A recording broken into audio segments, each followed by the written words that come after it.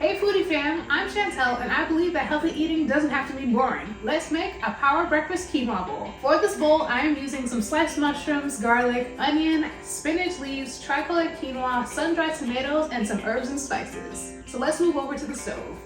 On my back burner, I have some vegetable broth that is simmering, ready for my tricolored quinoa.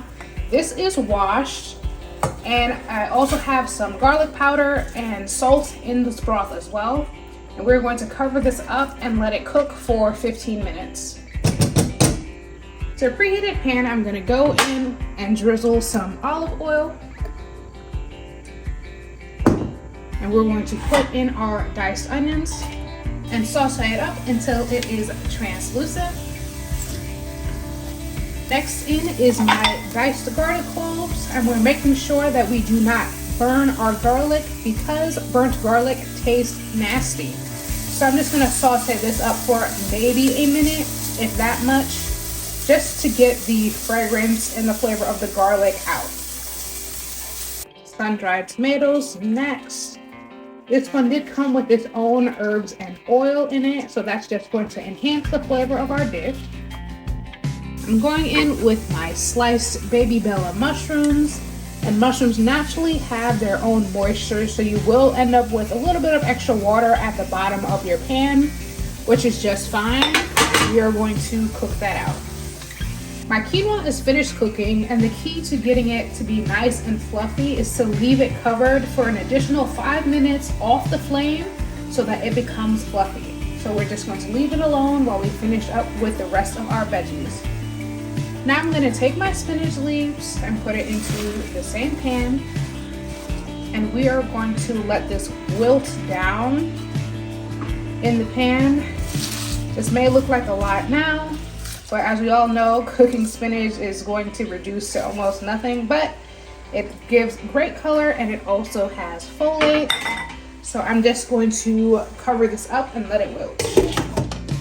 As the cabbage wilts, I'm also moving the mushroom mixture around at the bottom of the pan just so that it doesn't burn on us while we wait for the spinach to cook. So I kind of just bring it to the top of the pot while everything wilts. My spinach leaves are wilted while still maintaining their bright green hue, and that's what we want. So now I'm going to go in with my spices. In here I have some oregano, smoked paprika, cumin, salt, pepper, onion powder, and garlic powder.